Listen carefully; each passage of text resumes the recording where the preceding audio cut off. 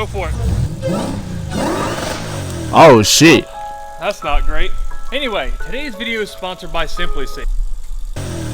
Well, that's not great. Anyway, today's video is sponsored by Simply Safe because there's no safe like Simply Safe. More than I thought. No! When we got the bright idea to rip apart Fernando's daily driven 350Z and swap out a Hellcat engine, we didn't have a clue what we were in for, but somehow we were able to get it to run. We even managed to get it to fit, albeit with a little bit of minor modification. Perfecto. That's pretty good. So now it's finally time to put our creation to the test. Why you look so nervous? I'm not nervous. You look scared. You are nervous. Are you scared it's gonna blow up or not make any power? Which one? Whoa.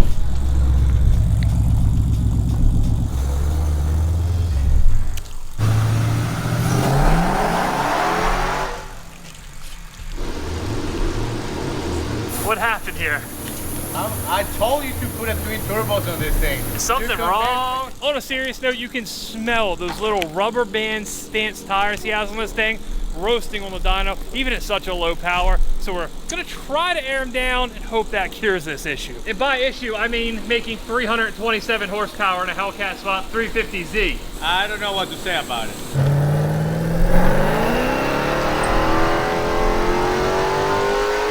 Turns out, a little drop in air pressure will let us make a lot more power. That's better. That's pretty good. We're getting there.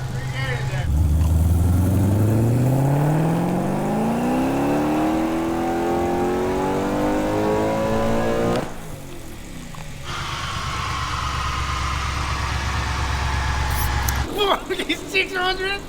Yes.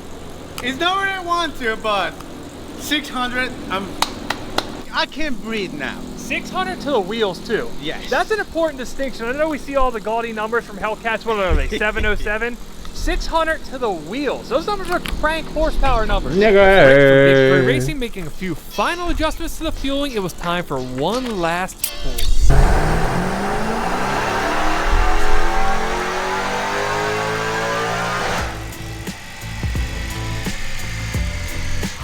625 horsepower, 613 pounds of torque, and look at that. That's crazy. It's straight across from a really low RPM. This thing's gonna be a riot.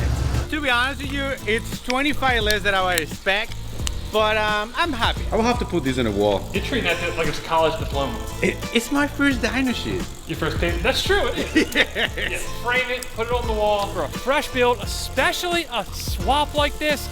625, we're able to drive it back home. Really can't complain, gotta love it. We're able to drive it back home,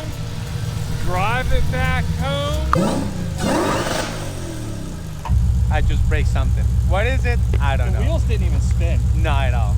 This seems familiar. Did you break something?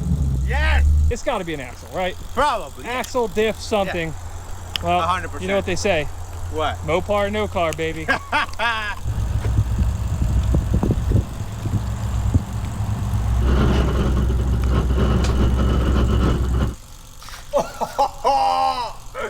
Okay. Wow. Oh my God. So What am I looking at? differential mounting stud severed completely. The diff slammed into the exhaust. The exhaust might be the only thing that stopped this from dropping down further. Look at that, it's crushed. I got under here and at first thought it was only an axle, but I guess the action of the diff just completely and utterly failing popped the axle. Look at the front diff bolts. They're bent. The input flange of the differential, the drive shaft, that's up into the What car is that? heat shield, though it's really hard to see past this exhaust. Basically, we fixed 50% of the chassis from the engine to the middle, and now... And because of that, because of the fixing up there, it destroyed the rear. Oh, that's worse than I thought. Oh Whoa. my God. I think I lose like 10 horsepower with this. Oh, wow. So this is where an axle came down on it, I believe.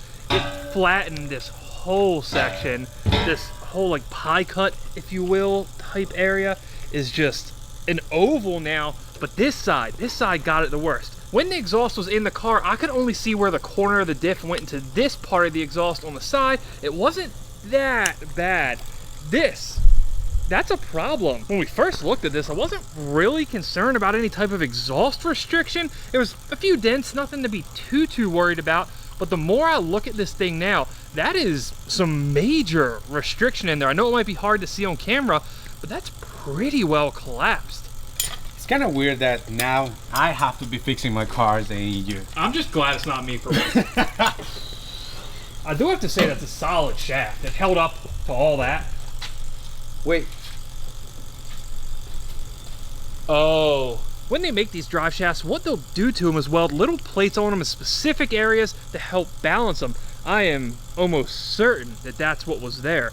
Otherwise, though, the drive shaft seems to have survived. I think. That's just gonna pull right. Yep. Do you think I need a new axle? Likely. There is not much of this axle left.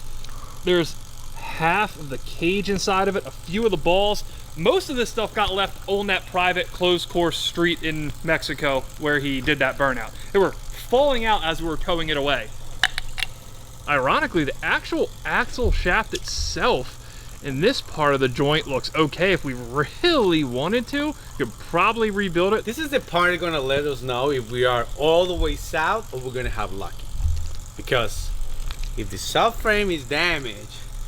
So the concern with the subframe here isn't so much that back mount. I think we can work with that. The question we have is these front bolts, clearly they're bent, the washers are screwed up. Did it just bend the bolts, or did it screw up the differential mounting bosses on the subframe itself? I don't give a fuck. Nissan spec this gearing for a car that makes like 200 horsepower, so switching to this, it should allow us more time in gear instead of constantly shifting.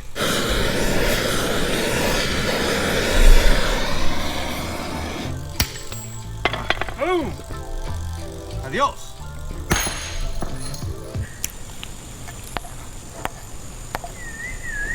Ain't dumb if it works, I guess.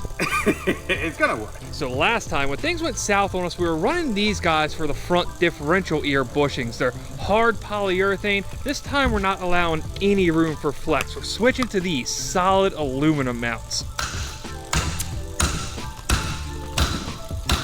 I'll tell you, anybody who has something bad to say about Harbor Freight toolboxes, they work pretty good, honestly. I think this is part of my axle, right? Where did that come from? Just from right here from the Out of the spring perch? Nice. Nice work. You really did a number on this thing. As for our rear differential mount, it's the same deal. We're going full aluminum by Siki, no more polyurethane, no more rubber at all.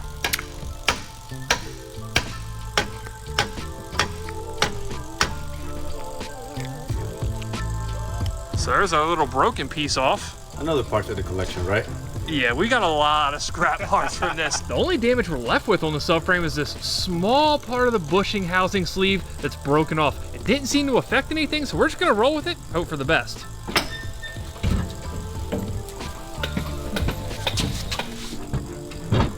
Oh yeah, buttery smooth, there we go. We're in the money now. All right, if we had any concerns about the differential mounting threads on the subframe, this is going in so smooth, so good. It makes me feel a lot better. All right, our diff, it's in place, but it's not quite all we're gonna do to make sure this thing stays in place. And that is where this guy comes in. It's gonna mount to the differential via 2 of the cover bolts, and then Fernando is gonna slide another bolt through the rear subframe and into our brace. Why Nissan didn't do that from the factory, I have no idea, especially because there's a hole there that they could have used. Don't get me wrong, there is no guarantee that this is actually gonna work, but at least I feel like we have a chance this time. Is it a drive shaft shop axle or I mean, G-force? Wait a minute. What? Wait. That's the AutoZone special, isn't it? That's the $50 discount deal. Relax. This is $68 from Rock Auto, okay? So I'm still at least somewhat convinced that the axle broke because because of the differential failure and not the other way around. So we don't really know what these axles can take. I mean, we're gonna find out. Exactly, soon. Next up on the reassembly list, our drive shaft. Sent this thing up to the drive shaft shop. They said it had a small bow in it, but they were able to fix it. For 125 bucks, we're back in business. And when they balanced it, it turns out it didn't need this weight back here in the back anyway. So maybe it fell off, maybe it didn't, I don't know. Last but not least, the final piece of the puzzle here, the exhaust. We get this right, we'll be back on the road. On the driver's side, it should be easy. It's just a straight section of pipe. I'll hack it there, hack it about here, and just replace this with another 3-inch straight pipe section. On the passenger side, this is where it's gonna be a little more tricky, but I do think I have a plan for this. I'm not saying it's a good plan, but it is a plan. After all, I've been in here all morning practicing, now we just gotta do it on the piece that counts.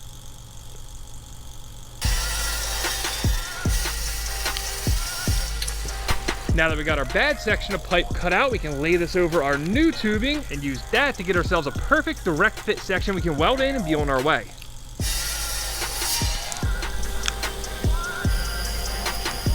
I'm feeling real confident on the driver's side. Now for the tricky part. The plan I've cooked up here, this end piece, it should be a straight piece of pipe. I'm thinking we'll just hack that off right about there. That way we have a good piece of tubing and our V-band flange. And on the other side, we're gonna hack it right at this weld. Now I know the curve section here is bent, it's crushed down this way, but it's not bent in the same way this is bent. So I'm thinking that we might be able to hack this off and squeeze these back into place. How hard this exhaust repair is going to be pretty much comes down to this moment. If this cooperates, we're golden. And it kind of looks like it is. Yeah, the other side of this is if we just break all the existing welds from doing this. See if I release, does it go back or is it still somewhat? Flex a little bit.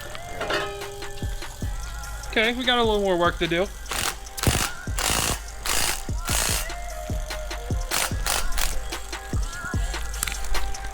Well, I'm not gonna call it perfect, especially compared to a piece of straight tubing, but we are close. There's a piece we have to bend out, a piece we have to tap down, and then on the fit up side of things, there is a lot of work we have to do, but we're close enough that I think we can call this idea a win.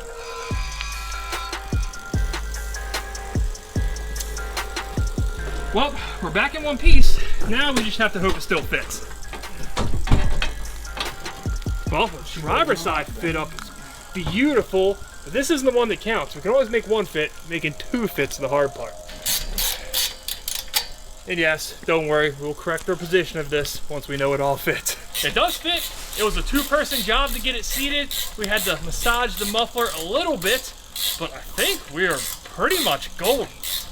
Trust me, I'm just as surprised as you guys are, but this actually turned out quite nice. Nothing's rubbing, there's nothing weird going on. I know in the grand scheme of things, this is a really minor exhaust repair, but it's always nice to come up with a plan like this, execute it, and actually have it work. Now, the only remnants of this thing being all jacked up, other than the one section of pipe that doesn't quite match, is the exhaust hangers. They dented in the canister. Heated it. The coolant temperatures were like 240, and I didn't know there were fail-safe set up in this ECU. I'm assuming that's the case. Something on the dash keeps flashing yellow at me, and it just cuts all the power. So You destroyed my engine. nice car, Fernando. You destroyed Great my car. engine. Wow. I mean, I don't want to start any crap between you guys, but it's pretty obvious to me Fernando's just a better drifter. Probably detuned. That would be not a good time. Yes. Not a... Is it hot? Look, perfect, especially compared to a piece of straight tubing, but we are...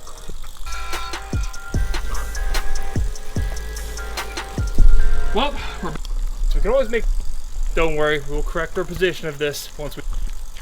side to side. But that is a problem for another day, because we got somewhere to be.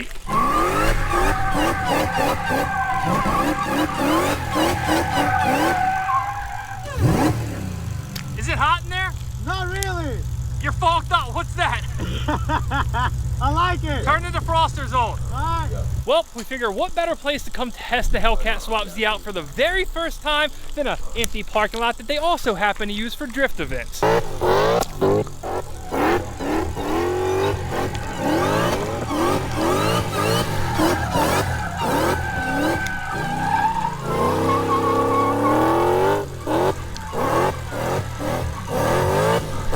You know what DK stands for?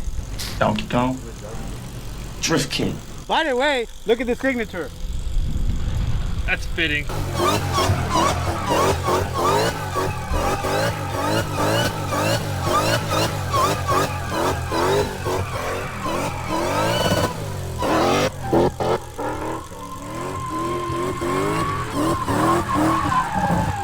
What do you think? It looks good. How's it feel? It feels good. How glad are you we switched to that LSD right now? 1000%. You were here with an open diff, that would be not Stop. a good time. Yes. Not a good time. We just found out the hard way Dalt's car has an open diff. Can you let us know your drift experience so far? Anyway, we're gonna try this and see what happens. Take this junk, I'm all natural, all right? Oh. I don't need performance enhancers.